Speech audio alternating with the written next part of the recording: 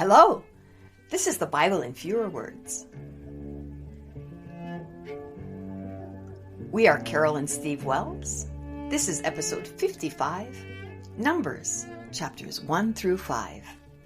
Steve! Hi, welcome to Numbers. Yes, it's very exciting to be done with Leviticus. Yes, it is. And we're going to go through 5 chapters today? Yes, we are.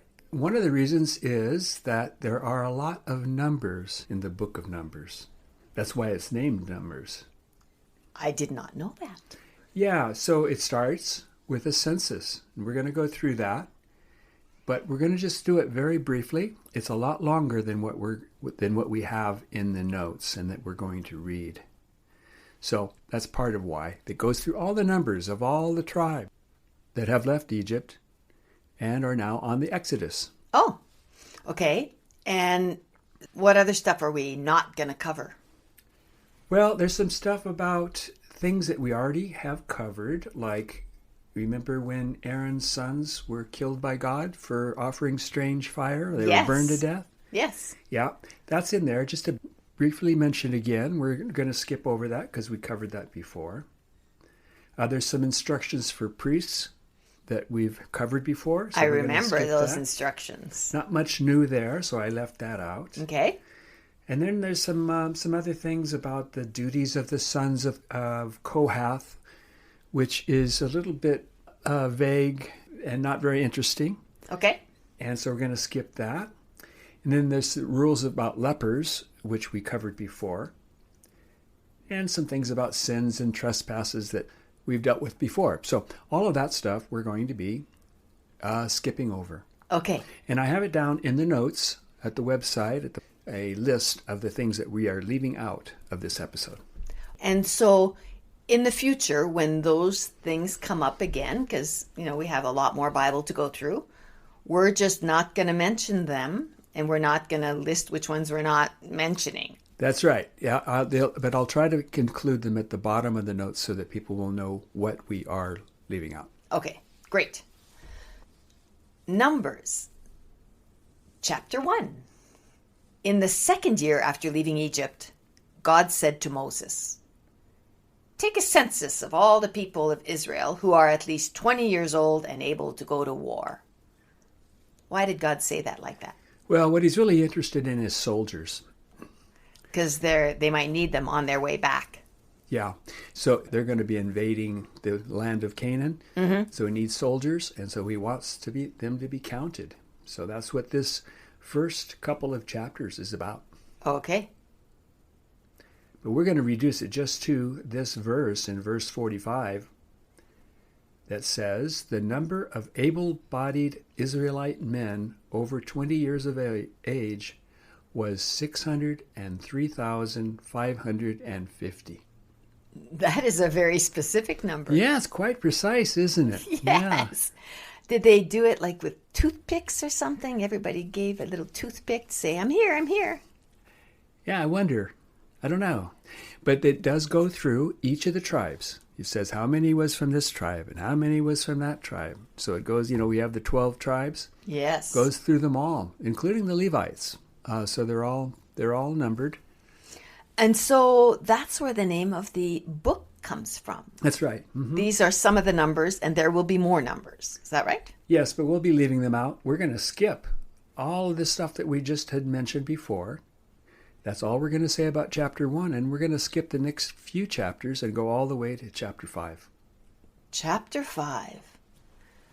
God said to Moses, "When the spirit of jealousy comes upon a man, and he suspects that his wife has had sex with another man, he shall bring his wife to the priest."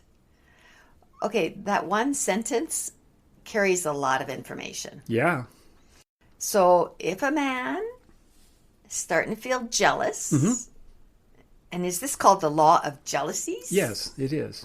That is very bizarre. So he's starting to feel jealous, and he thinks, okay, I think maybe, I don't know what's wrong. She's kind of maybe having an affair with another guy. Right, yeah, he just suspects that she is. Mm-hmm. Okay.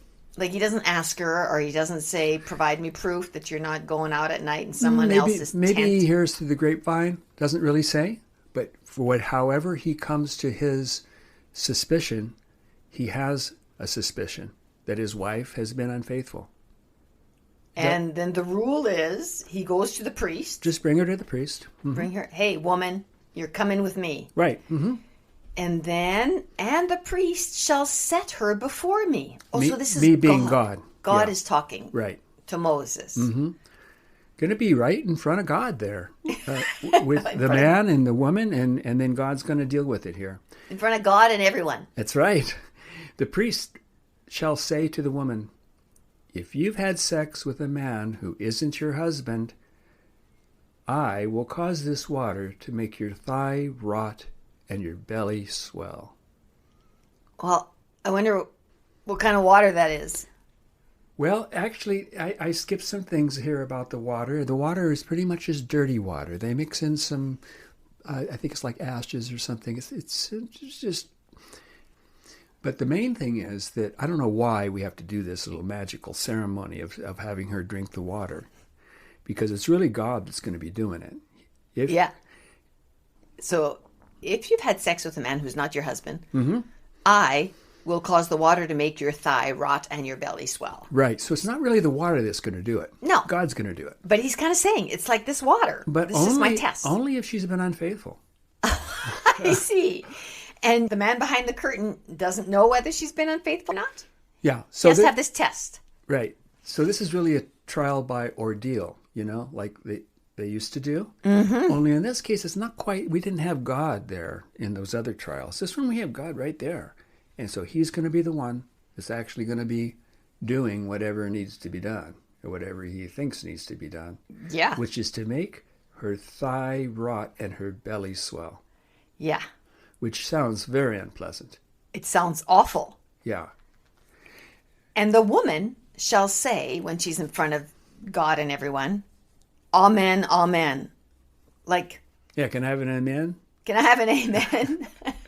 Okay, but amen is usually, yes, I agree with what you're saying. Yes, it's kind of glory to the Lord. It's kind of a so be it.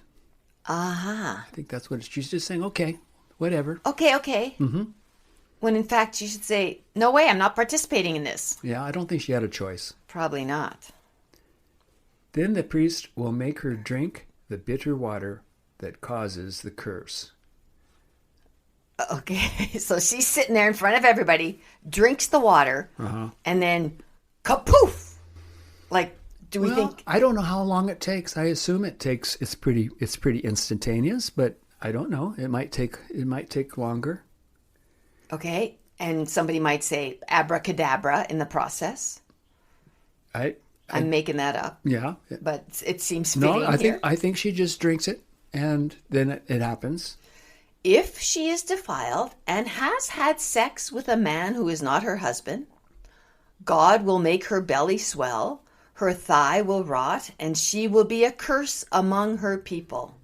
It's not the water here so much, it's God. Yeah. Really? I think He's so. There. Yeah.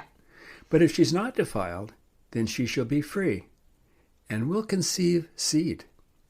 Okay, that's something else. Nobody said that she was having a hard time conceiving seed.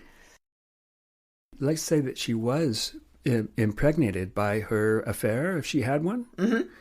Then it seems like God's making it so that she's going to have an abortion here, right? Oh, by having her belly swell? Yeah. Yes. It sounds like her belly swelling and her thigh rotting is going to make it unlikely for her to carry that, if she is pregnant, yeah, to have that child. Yeah. This is the law of jealousies when a wife has had sex with a man who is not her husband. Or when the spirit of jealousy comes upon a man and he is jealous over his wife.